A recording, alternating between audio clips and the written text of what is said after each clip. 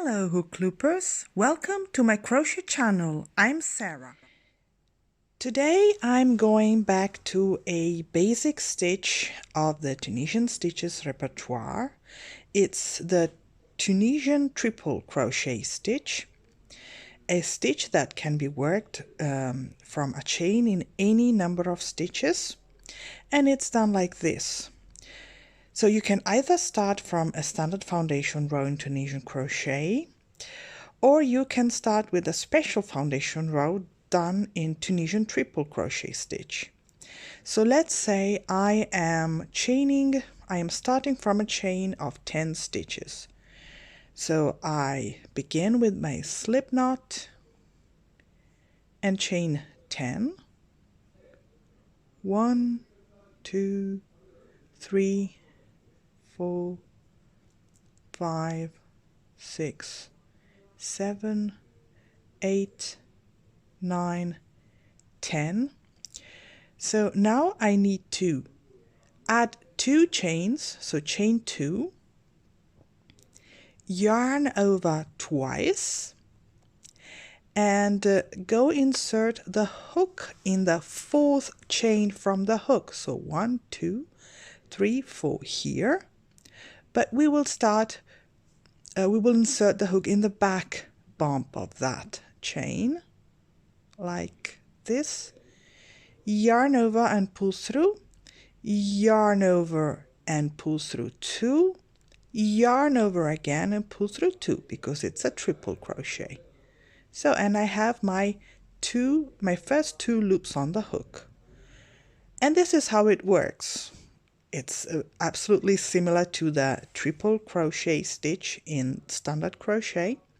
So yarn over twice, insert the hook in the back bump of the next chain of my initial chain.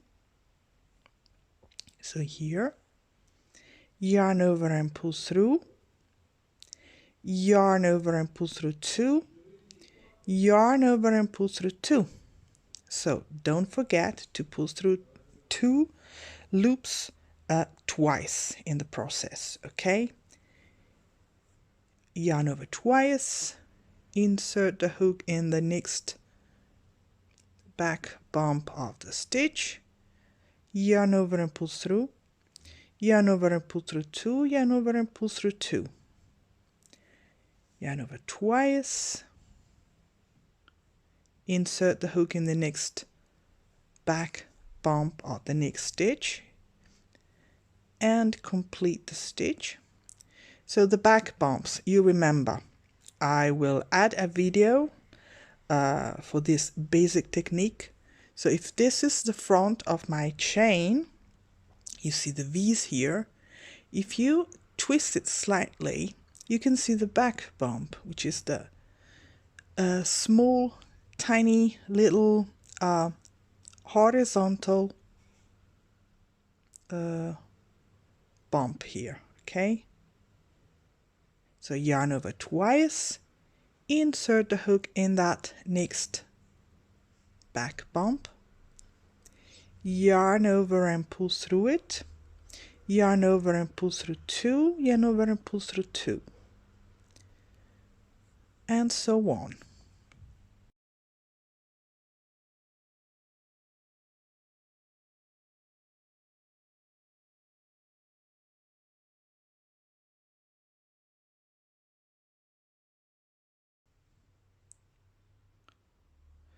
So here I am with my 10 loops on the hook. Now we needed to complete the row with a return pass, which is the standard one also for this stitch. This means I yarn over and pull through 1 loop only first, then I yarn over again and pull through 2 loops together, yarn over and pull through 2 loops together, yarn over and pull through 2 loops together, repeating this second movement until the end of the row and until we are left with just 1 loop on the hook. So, and this is row number 1 and a special foundation row for this stitch. So in row number 2, we will always start with a chain 2 in order to bring our stitch at the same height of the triple crochets, the beginning stitch. And just like I've done before, I yarn over twice, then I go insert the hook under the first vertical bar as if for Tunisian simple stitch, which is as usual this one and not the one right under the first stitch. So like this, from right to left, yarn over and pull through it, yarn over and pull through 2, yarn over and pull through 2. Okay, and I repeat this until the end of the row, until the end of the forward pass, like this.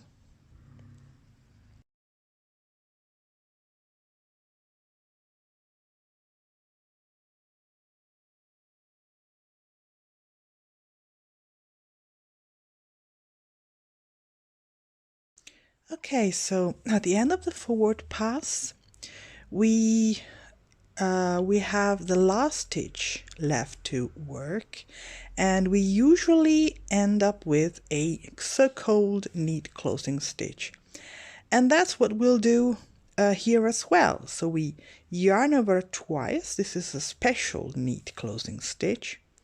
Yarn over twice and then go insert the hook under both the front and back vertical bars of that last border stitch. So here and at the back here, so that I have 2 in front of me. Yarn over and pull through, yarn over and pull through 2, yarn over and pull through 2. Don't forget to pull through the correct number of times.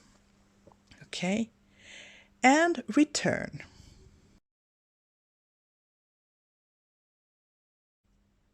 Okay, so that's row number 2 completed, and you can actually go on with this pattern as long as you want and as you need to, always starting with a chain 2. Okay, then you yarn over twice and so on.